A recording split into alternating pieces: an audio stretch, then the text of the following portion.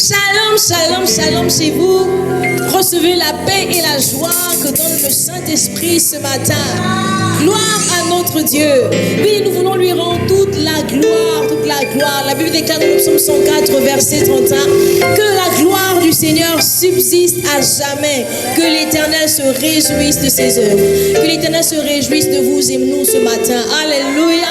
Gloire à notre Dieu. Nous sommes encore là pour le célébrer, pour le louer, pour l'adorer, pour lui dire des mots qui s'élèvent du plus profond de notre être. Alléluia. Amen. Gloire à Dieu. Nous voulons prier pour lui dire, Seigneur, nous sommes heureux d'être encore là, à ce rendez-vous. Par ton Saint-Esprit, demande de t'offrir le meilleur de moi-même. Prions ensemble. Seigneur notre Dieu, tu vis de toute éternité. Tu règnes à jamais. Et alors que je viens là dans ta présence, je considère combien de fois je suis privilégiée. Privilégiée d'être comptée parmi ceux qui vont te louer. Privilégiée d'être comptée parmi ceux qui peuvent lever les mains vers toi et t'exprimer ma reconnaissance. Je te loue dans ton amour infini. Seigneur, chaque jour, ta grâce ne manque pas. Si je suis là ce matin, c'est parce que tu l'as voulu. Si mon frère est là ce matin connecté, c'est parce que tu l'as voulu. Si ma soeur est là connectée ce matin, c'est parce que tu l'as voulu. Et nous voulons apprécier la grâce, la faveur qui est la nôtre. Nous t'élevons pour qui tu es. Nous voulons te louer, t'adorer, te célébrer avec nos mots. Oui, Seigneur, avec nos sentiments, avec nos émotions, avec tout ce qu'il y a en nous et tout ce qui est nous. Nous sommes là pour toi ce matin. Que nos chants te trouvent, que nos cœurs rencontrent le tien. Dans le nom de Jésus. Amen. Gloire à Dieu, nous voulons chanter Dieu, nous voulons lui dire combien de fois nous trouvons que ses bienfaits sont grands. Alléluia. Il n'y a rien qui puisse résister à notre Dieu. Est-ce que quelqu'un se sent malade ce matin? Je vous assure, Dieu est capable de guérir. Est-ce que quelqu'un a un besoin particulier? Je vous assure, Dieu est capable d'y répondre. Alléluia. Il est capable de changer les temps et les circonstances, capable de faire au-delà de ce que nous pouvons penser ou demander. Alléluia. Woo!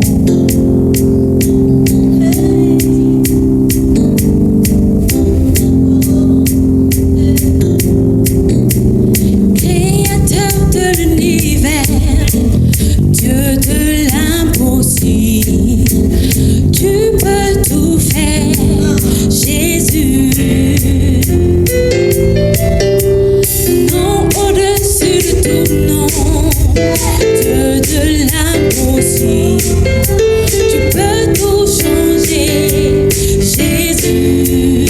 Tu es le créateur de l'univers, créateur de l'univers, Dieu de l'impossible, Dieu de l'impossible, tu peux tout faire, tu peux tout faire, Jésus. Tu es non au-dessus de tout, au-dessus de tout, non, Dieu de l'impossible, tu peux tout changer, tu peux tout changer, Jésus. Oh, tu es le créateur de l'univers, créateur de l'univers, Dieu de l'impossible, Dieu de l'impossible, tu peux tout faire, Jésus. Tu as reçu le nom au-dessus de tous les noms, au-dessus de tout nom, Dieu de l'impossible, Dieu de l'impossible, tu peux tout changer, Jésus. Oh, tu es capable,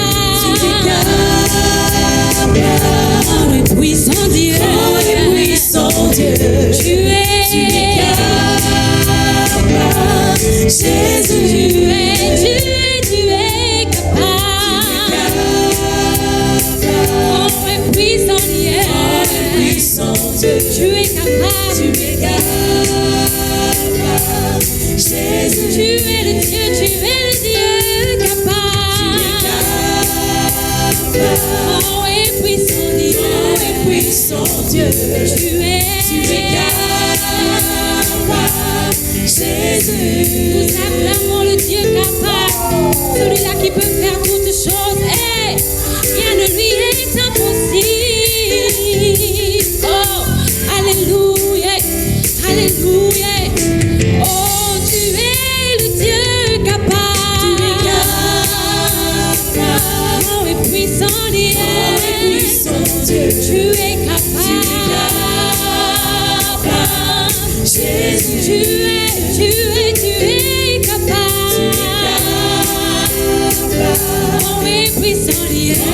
puissant Dieu, tu es capable, Jésus. Oh, car il n'y a rien que tu ne puisses faire, rien que tu ne puisses changer, rien que tu ne puisses transformer. Tu es capable, grand et puissant Dieu. Je mets ma confiance en toi. Tu es capable, Jésus. Car il n'y a rien que tu ne puisses faire. Il n'y a rien que tu ne puisses faire, Rien que tu ne puisses changer, rien que tu ne puisses changer, rien que tu ne puisses transformer. tu ne puisses transformer. Tu es capable, Grand et puissant Dieu, je mets ma confiance en toi. confiance en toi.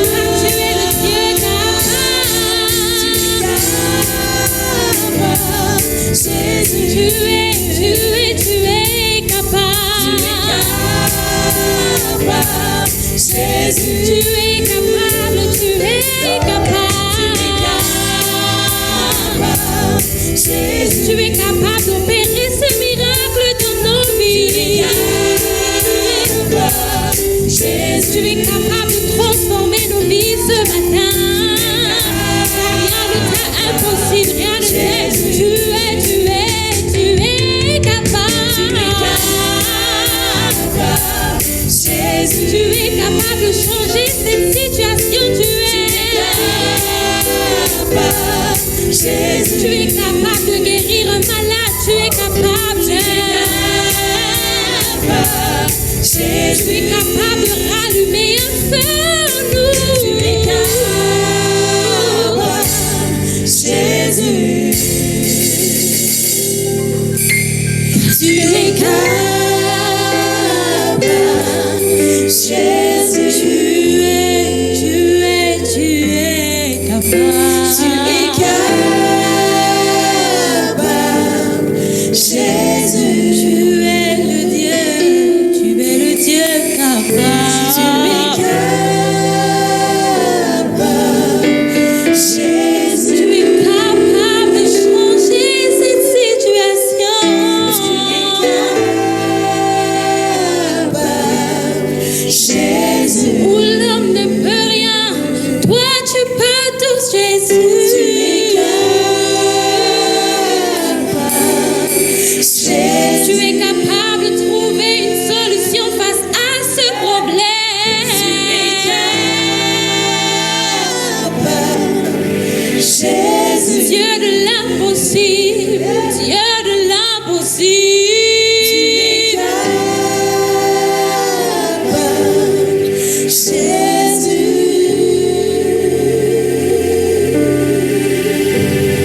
Tu es capable, tu es capable de faire toutes choses. Tu es capable de changer. Tu es capable de changer. Toutes choses dans nos vies, tu es capable de changer. Point de Dieu comme toi, Seigneur. Point de Dieu comme toi, Seigneur. Reçois toute la gloire, toute la gloire. Nous t'adorons, Jésus. Toute la gloire est à toi.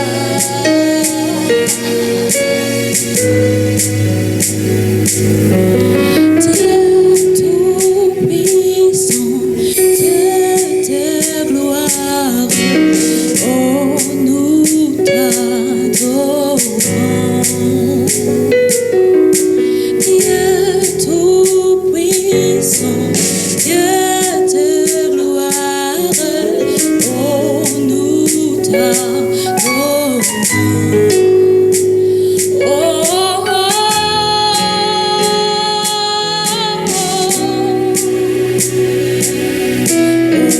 nous t'adorons.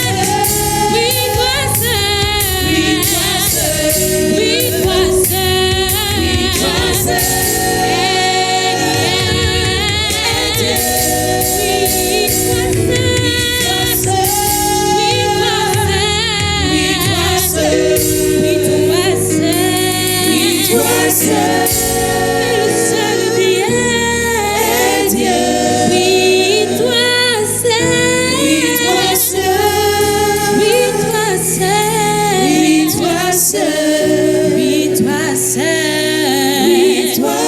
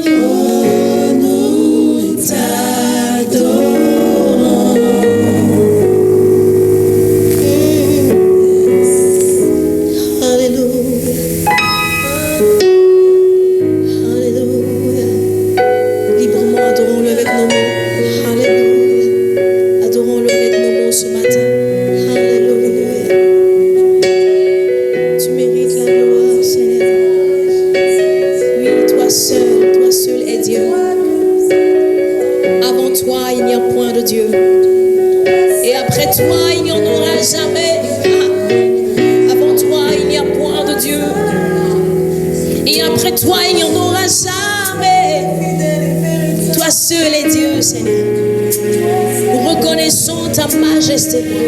Nous reconnaissons, Seigneur, ton autorité. Nous reconnaissons ta royauté.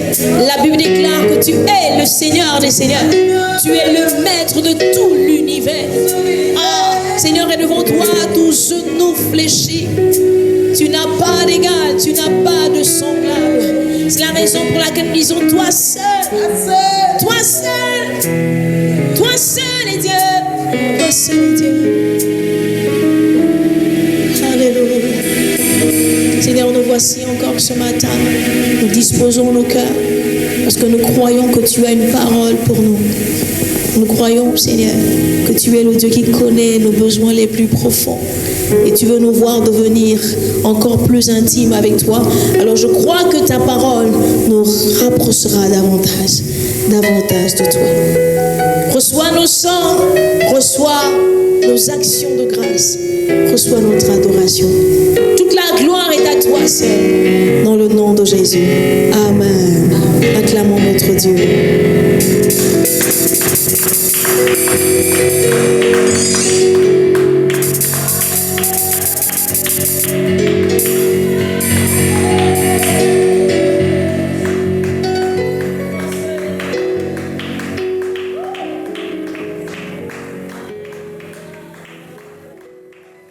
Gloire à notre Seigneur Jésus-Christ de Nazareth.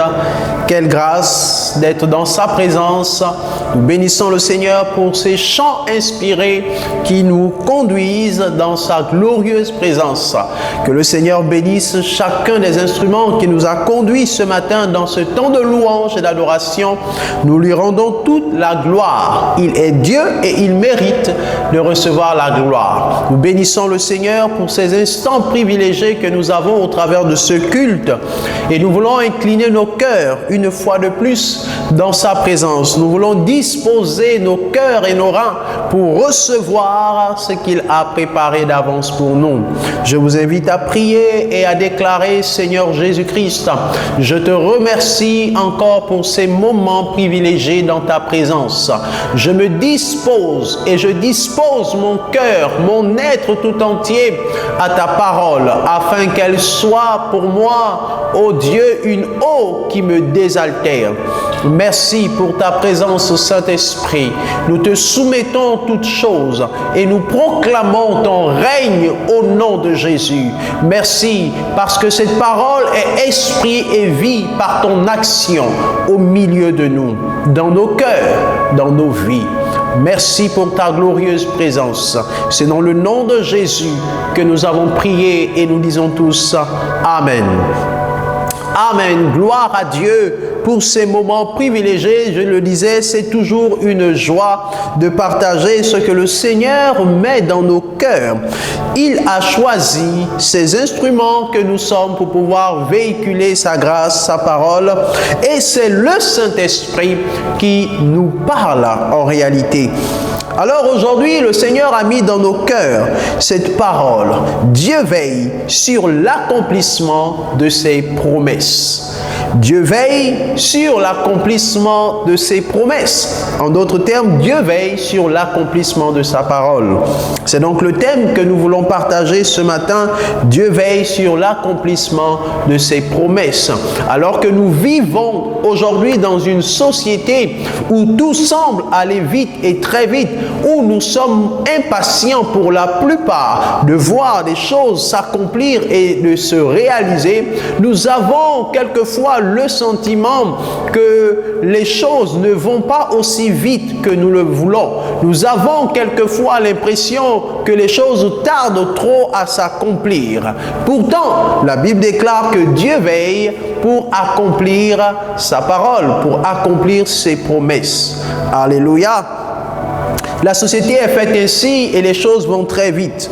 Mais la parole de Dieu nous enseigne à demeurer patient et constant parce que Dieu est celui qui veille pour l'accomplissement de ses promesses. J'aimerais que l'on lise ensemble l'histoire de deux personnes qui ont marqué leur époque par des choses très simples, mais aussi très édifiantes pour la génération que nous sommes aujourd'hui.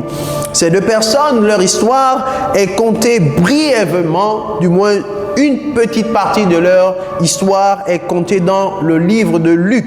Luc, au chapitre 2, du verset 25 à 38, nous parle de deux personnes, de Siméon et de Anne, la prophétesse.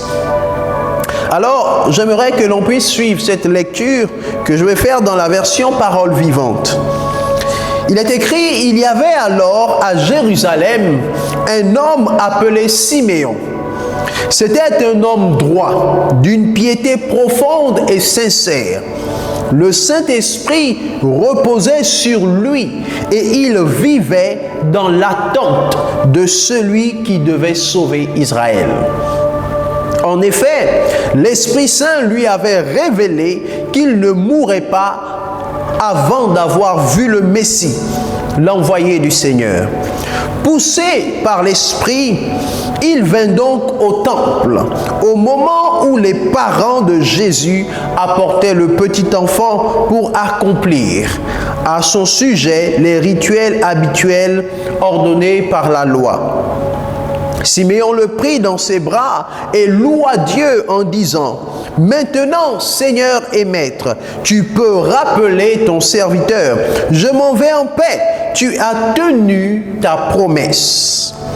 Car j'ai vu de mes yeux le Sauveur qui vient de toi et que tu destines à tous les peuples. Il sera la lumière qui éclairera les nations et la gloire d'Israël, ton peuple. » Le père et la mère de Jésus étaient émerveillés de ce qu'ils disaient de lui. Siméon les bénit et dit à Marie, sa mère: « Rappelle-toi que cet enfant est destiné à être pour beaucoup de gens en Israël une occasion de chute ou de relèvement. Il sera un sujet de contestation, il provoquera la contradiction. » Mais de cette manière, les pensées cachées et les mobiles profonds de bien des gens seront dévoilés. Quant à toi, Marie, tu le ressentiras comme une épée qui transperçait ton cœur. Il y avait aussi une prophétesse, Anne, fille de Phanuel, de la tribu d'Aser. Elle était très âgée. Dans sa jeunesse, elle avait été mariée durant 7 années. Puis, elle était devenue veuve et avait vécu seule jusqu'à 84 ans.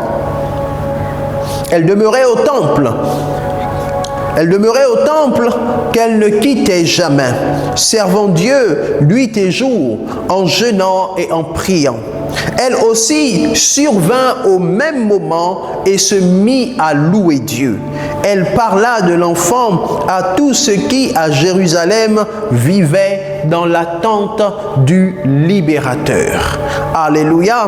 Voici donc ces deux personnes, Siméon et Anne. Ces deux personnes qui vivaient dans l'attente de l'accomplissement de la promesse de Dieu, l'attente du libérateur, l'attente de Jésus-Christ, le Messie qui devait venir pour libérer Israël. Donc il y avait des personnes pieuses qui connaissaient les prophéties de l'Ancienne Alliance et ces personnes-là vivaient dans l'attente du retour, dans l'attente de la venue, autant pour moi, du Messie de Jésus-Christ. Et Siméon et Anne faisaient partie de ces personnes qui vivaient pieusement. La Bible nous dit que Anne demeurait dans le temple. Elle jeûnait et elle priait. Et son esprit était disposé à attendre l'accomplissement de la promesse de Dieu qui avait dit que le Messie viendrait. Et de même, Siméon, il dit dans sa prière au Seigneur que « Seigneur, tu peux maintenant me reprendre. Je peux désormais quitter ce monde parce que ta promesse s'est accomplie sous mes yeux. Tu m'as fait grâce de voir de mes propres yeux le Messie qui était tant attendu, qui avait été prophétisé depuis très longtemps. » Et Siméon était très avancé en âge. Anne aussi était très avancée en âge. Et ce n'est donc pas dans l'espace de 1 année ou de 2 années qu'ils ont attendu ce moment favorable. Mais ça a mis du temps, ça a mis des années avant que cette promesse ne s'accomplisse. Mais le texte biblique nous informe qu'ils sont demeurés dans l'attente. Ils sont restés constants. Ce qui devient rare aujourd'hui. La constance et l'attente du Seigneur sont deux choses qui deviennent de plus en plus rares aujourd'hui.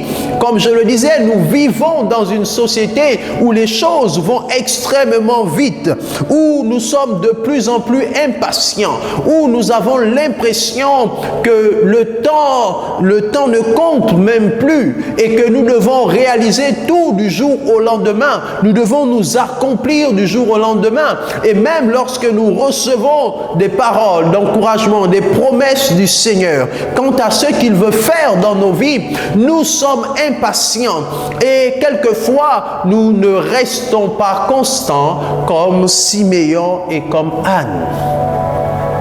Alléluia, parce que la société nous conditionne de plus en plus à aller très vite. Nous passons beaucoup de temps à regarder aux autres et à nous comparer aux autres.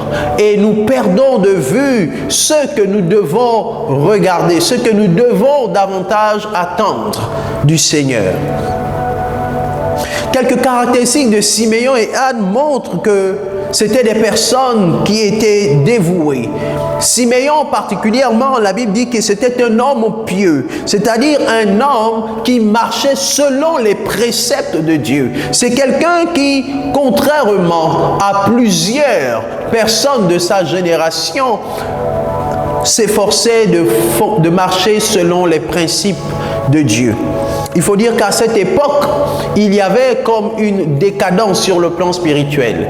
Et même les pharisiens, et même ceux qui prétendaient marcher selon la loi, beaucoup d'entre eux étaient hypocrites. Nous nous souvenons que lorsque Jésus est venu, il a traité plusieurs d'entre eux d'hypocrites. Et c'était donc une période où il y avait comme un déclin sur le plan spirituel. Et c'est la raison pour laquelle Jean-Baptiste viendra avant Jésus pour annoncer le chemin du Seigneur et qui parlera davantage de la repentance pour que les personnes reviennent vers Dieu. Il est venu pour réconcilier le cœur des pères vers le fils et des fils vers le père.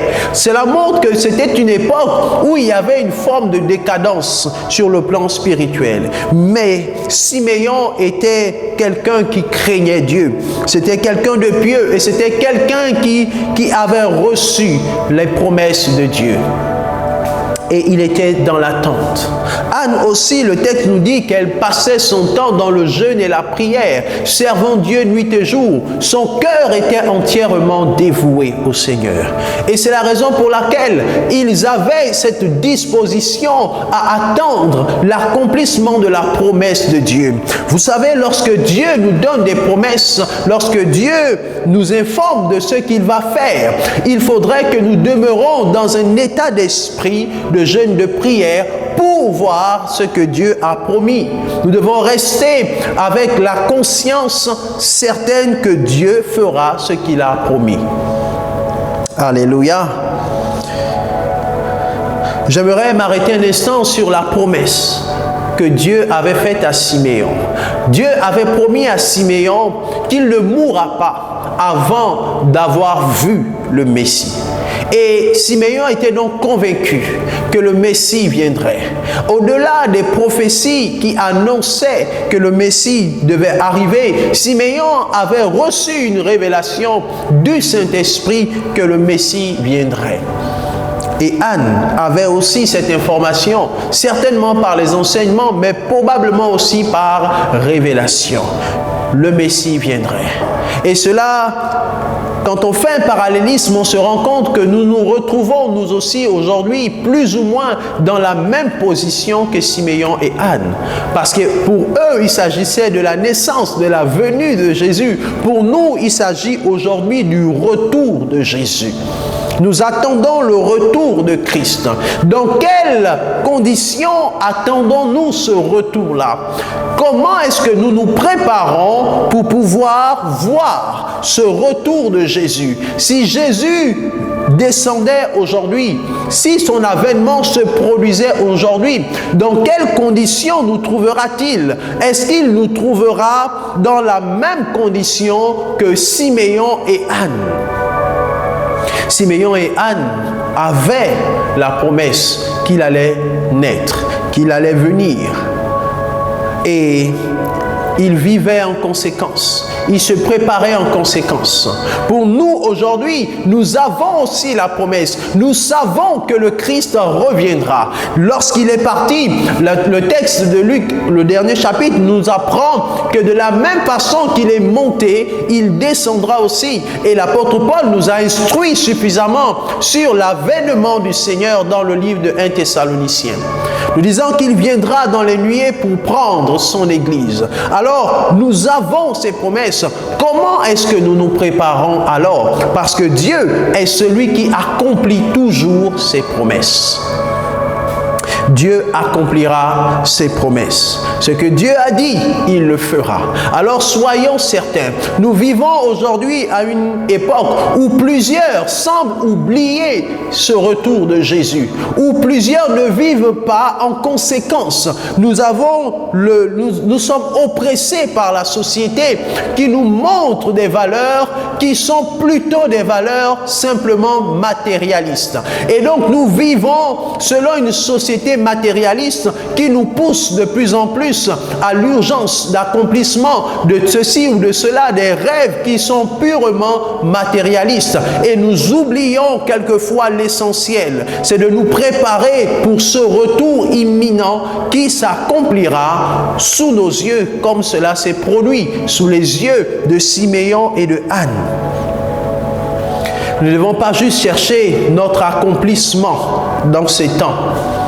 Et nous remarquons qu'aujourd'hui, ça va tellement vite. À peine nous sommes entrés dans la vie active que nous voulons déjà nous retrouver au sommet d'une pyramide d'entreprise. À peine nous nous convertissons que nous voulons déjà devenir le super prophète, le super bishop, le prophète des nations et pourquoi pas du globe ou bien des galaxies.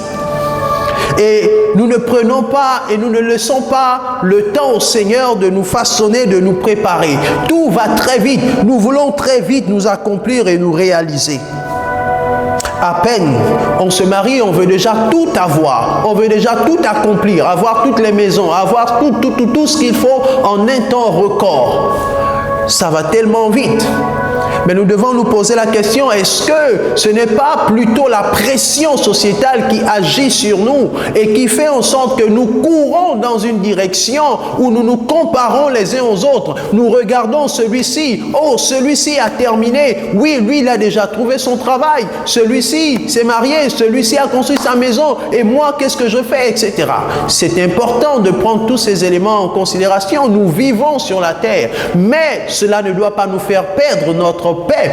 Et de deux, cela ne doit pas nous emmener à oublier l'objectif principal pour lequel nous avons reçu Christ. C'est notre salut. Nous ne devons pas perdre de vue que nous devons vivre aussi en conséquence de son retour, parce que cela se fera bien évidemment. Alléluia. Siméon et Anne nous donnent un exemple de vie. Certes, aujourd'hui, nous ne pouvons pas imposer que nous puissions vivre et dormir continuellement dans le temple. Mais notre cœur doit rester attaché au temple. C'est une expression pour dire que notre cœur doit rester constamment attaché à Dieu. Et notre cœur doit demeurer dans l'attente de l'accomplissement de la promesse de Dieu, qui est celle du retour de Jésus dans ces temps. J'aimerais m'arrêter un instant aussi sur les promesses personnelles. Le Seigneur a peut-être et a probablement à plusieurs promis d'accomplir certaines choses. Sa parole nous donne certaines promesses, mais aussi par une révélation de l'Esprit, comme cela s'est fait pour Siméon. Dieu a promis de faire Dans quelles conditions attendons-nous donc l'attente de ce que Dieu a promis? Est-ce que nous demeurons constants? Est-ce que nous restons à notre poste? Siméon et Anne sont restés à leur poste. Anne, la Bible nous déclare qu'elle veillait, qu'elle demeurait dans le jeûne et la prière. Siméon aussi demeurait dans l'attente. Et ils étaient constamment au temple. Dans quelles conditions attendons-nous l'accomplissement des promesses de Dieu dans nos vies? Je ne sais ce que le Seigneur t'a promis, mais ce que je veux te dire au travers de ce texte, c'est que Dieu voudrait que l'on demeure à notre poste.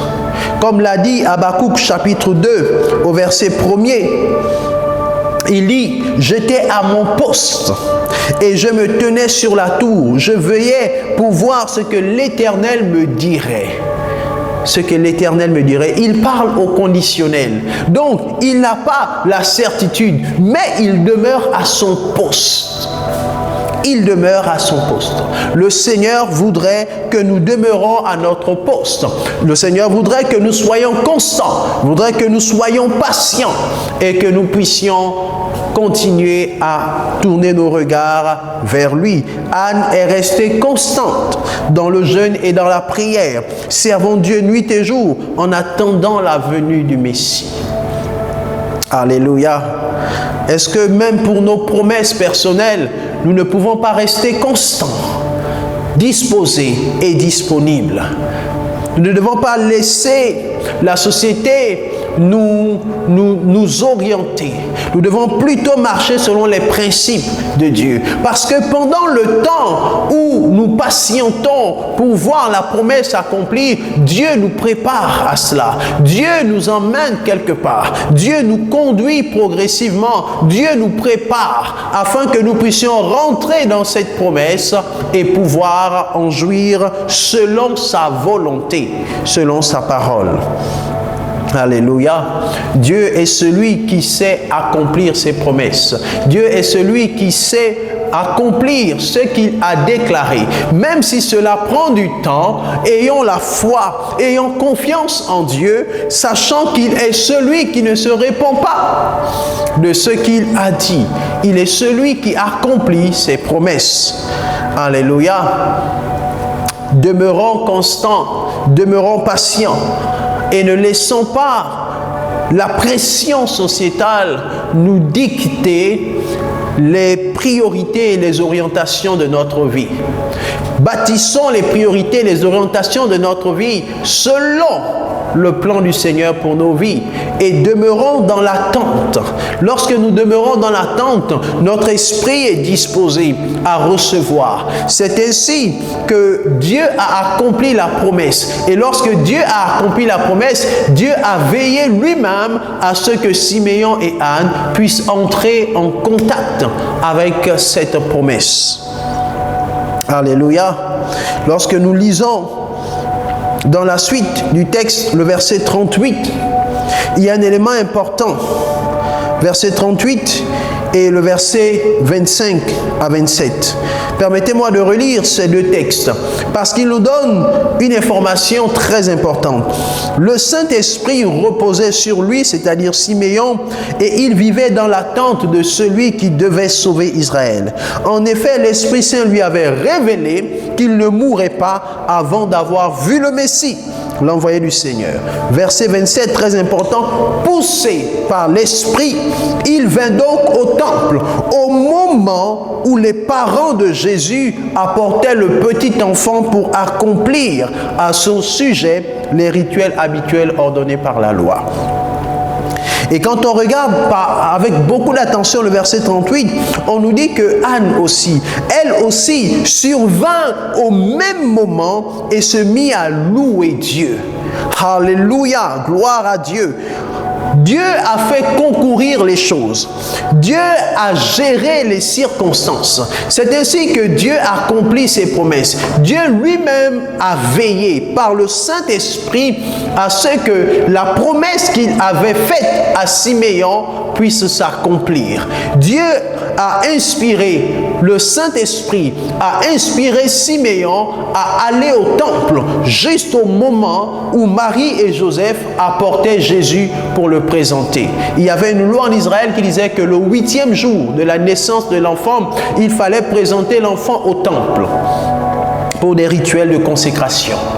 Et selon la promesse que Dieu avait faite à Siméon, le Saint-Esprit a agi en inspirant Siméon à se rendre à ce moment précis au temple. Et lorsqu'il est arrivé au temple, il a vu l'enfant et il s'est mis à le bénir et il s'est mis à prophétiser. De la même façon, Anne aussi a été inspirée par le Saint-Esprit à arriver au temple à ce moment précis pour entendre les paroles de Siméon et pour voir le Messie qui était né. Alors ce que nous constatons, c'est que Dieu lui-même a veillé à ce qu'il ne puisse pas rater ou manquer l'occasion de voir le Messie. Alors lorsque Dieu fait une promesse, Dieu lui-même se charge des circonstances. En fait, nous n'avons pas besoin de nous donner des insomnies pour cela. Nous n'avons pas besoin de faire des recherches au point où nous perdons la paix. Nous devons demeurer dans l'attente, dans la patience, dans la prière et faire confiance à Dieu qui lui-même est capable de faire concourir toutes choses pour l'accomplissement de ses promesses. Siméon était probablement chez lui. Anne n'était pas au temple à ce moment-là. Siméon aussi n'était pas au temple. Et il y a des moments où il passait les nuits entières au temple. Mais à ce moment-là, les deux ne se trouvaient pas au temple. Mais le Saint-Esprit, de là où ils étaient, les a poussés à aller au temple. Parce que la promesse devait s'accomplir. Le Messie était né et il devait être présenté au temple. Ceci pour nous encourager à comprendre que Dieu est toujours au contrôle. Cela a mis des années. Siméon et Anne n'ont pas attendu juste quelques semaines ou quelques mois. Ils ont passé leur vie dans l'attente de cette promesse, puisqu'il y avait des prophéties qui annonçaient déjà dans l'Ancien Testament. Et lorsque en Israël, une personne grandit tout au long de sa vie, elle est au contact de ces écrits de l'Ancienne Alliance qui rappellent la venue du Messie. Alors on pourrait dire qu'ils ont attendu toute une vie pour voir. Et lorsque le moment est arrivé, le Saint-Esprit est entré en scène et les a emmenés au temple. Ceci pour nous dire que quel que soit le temps que cela prend, le Saint-Esprit, si nous demeurons connectés à lui, saura à quel moment faire concourir les circonstances pour l'accomplissement de nos besoins, pour l'accomplissement des promesses de Dieu. Je ne sais quelles sont tes attentes, mais je veux te dire qu'au travers de cette parole, le Saint-Esprit veut t'emmener à comprendre que le Seigneur le fera. Mais quand le Seigneur le fera, sois-en sûr que le Saint-Esprit saura faire concourir toutes choses. Nous ne savons pas par quel moyen, par quel calcul, mais Dieu sait comment il organisera les choses afin que ce que tu attends, tu puisses voir cela arriver. Alléluia. Le Seigneur a juste besoin que nous lui fassions confiance, que nous demeurons comme Anne et comme Siméon. Et lui-même se charge au temps marqué de faire concourir les choses en notre faveur pour que ce qu'il a promis, cela s'accomplisse. Alléluia. Nous n'avons pas donc besoin de nous donner des insomnies, mais plutôt de faire confiance à Dieu, de trop réfléchir et de trop calculer, mais de demeurer dans la prière et dans la confiance au Seigneur.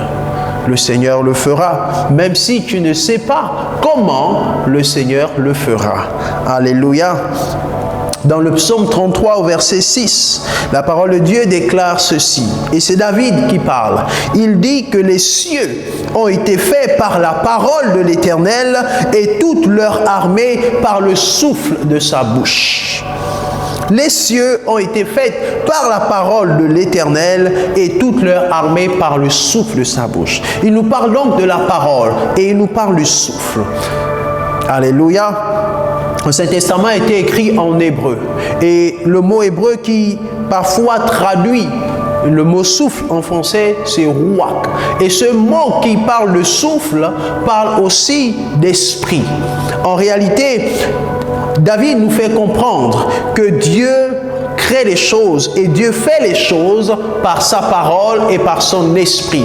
Tout comme cela s'est fait lors de la création, par la parole et par l'esprit. Par la parole et par l'esprit. Alors si le Seigneur a donné une parole, attendons-nous à l'œuvre de l'esprit. Ce texte nous parle de la parole et de la puissance de l'esprit qui agit pour emmener toute chose à accomplissement. Alors lorsque Dieu a donné une parole, lorsque Dieu a fait une promesse, cette promesse ou cette parole s'accomplira par la puissance et par l'activité du Saint-Esprit. Tout comme cela s'est passé avec Siméon et avec Anne. C'est le Saint-Esprit qui a agi, qui est entré en scène pour que la parole de Dieu puisse s'accomplir. Alléluia. Raison pour laquelle nous devons cultiver la parole et l'esprit. J'aimerais t'encourager à avoir la foi que Dieu est celui qui accomplit toujours ses promesses. Mais dans quelle disposition sommes-nous pour voir ces promesses accomplir? Quelquefois, l'Esprit veut entrer en scène pour amener la parole à s'accomplir, mais nous ne sommes pas disposés à l'Esprit. Quelquefois, il attend que nous arrivons à un certain degré de relation avec lui ou de compréhension de ses mystères, mais nous traînons le pas et nous retardons quelquefois nous-mêmes les promesses de Dieu. Sachant que c'est l'Esprit qui agit au moment opportun pour faire concourir toutes choses afin que la parole s'accomplisse. Alléluia. J'aimerais nous encourager à prier, sans oublier, toujours avoir à l'esprit que nous devons savoir être patients, savoir être constants, savoir demeurer à notre poste, à ne pas promener des regards inquiets, à ne pas nous disperser, à ne pas chercher à aller trop vite, mais à rester concentré sur le Seigneur et sur ses promesses. Il a promis le retour de Christ. Soyons sûrs que Christ reviendra. Mais dans quelles conditions serons-nous? Il a promis d'accomplir des choses pour notre vie ici-bas. Mais dans quelles conditions demeurons-nous pour voir l'accomplissement de ces choses? C'est ce qui est très important. Dieu veille à accomplir ses promesses. Mais nous avons notre responsabilité. Nous avons notre part. Et c'est la raison pour laquelle je veux nous encourager à prier. Dieu lui-même se chargera de faire concourir les circonstances en notre faveur afin que cela s'accomplisse au temps marqué, au temps convenable. Mais nous devons demeurer dans la prière, dans le jeûne. Nous devons demeurer à notre poste comme Siméon et Anne. Siméon et Anne sont des modèles pour notre génération. Ils ont vécu dans l'ancienne alliance, certes, mais ils sont des modèles pour notre nouvelle alliance. Ils sont des modèles que l'Église doit prendre en compte et doit chercher à imiter pour se préparer au retour de Christ. Et ils sont des modèles individuellement pour chacun d'entre nous, afin que nous puissions nous préparer à voir l'accomplissement des promesses du Seigneur. J'aimerais que tu élèves ta voix et que tu pries, que tu commences à bénir le Seigneur, que tu commences à élever ta voix et à dire: Seigneur, je me dispose pour demeurer constant. Je me dispose pour ne pas promener de regards inquiets, ne pas me laisser conduire, influencer, oppresser, me laisser dicter, me laisser diriger par la pression sociétale et perdre de vue le plus important. Rester focalisé sur toi, sur tes promesses. Tu es le Dieu qui veille à accomplir ses promesses. Tu es celui qui l'a fait pour Siméon et Anne. Tu es celui qui l'a accompli pour nombreux de tes serviteurs. Seigneur, tu le feras aussi pour nous. Et nous voulons avoir un cœur bien disposé. Nous voulons demeurer constants dans notre marche avec toi. Nous voulons rester fidèles, attachés à tes principes. Nous voulons, Seigneur, demeurer attachés au temple. Ce que nous faisons pour te rendre gloire, nous voulons continuer à le faire. Te servir, nous voulons continuer à te servir. En sachant qu'au temps marqué, Seigneur, tu feras concourir chaque chose pour accomplir les désirs, les besoins de nos cœurs qui sont conformes à ton plan parfait pour nos vies. Seigneur, garde-nous fidèles à toi. Garde-nous attachés à toi. Quelles que soient les oppressions, les circonstances ou les temps, nous savons que tu es au contrôle et que tu as la puissance pour nous garder fidèles à toi. Merci pour ta grâce. Merci pour ta parole. Merci Saint-Esprit parce que tu opères au moment convenable pour que nous ne puissions pas passer à côté de ce qui nous a été promis. Tu as veillé pour que Siméon et Anne soient à cet instant précis au temple où Jésus devait être présenté, afin que la promesse qui leur avait été faite soit accomplie. Seigneur, nous aussi, nous nous attendons à ce que tu fasses concourir toutes choses. Nous te laissons le contrôle. Nous ne voulons pas agir avec nos propres pensées, nos calculs humains, mais nous voulons te laisser prendre le contrôle. Nous voulons te laisser la première place, afin que toi qui es maître des temps et des circonstances, tu puisses les gérer en ton temps, en notre faveur. Merci Seigneur, parce que tu es le Dieu qui veille à accomplir ses promesses. Que nous puissions rester fidèles, attachés à toi, chacun à notre poste. Reçois la gloire et la louange au nom de Jésus-Christ. Amen. Dieu nous bénisse. À très bientôt et bon repos dans sa glorieuse présence. Amen.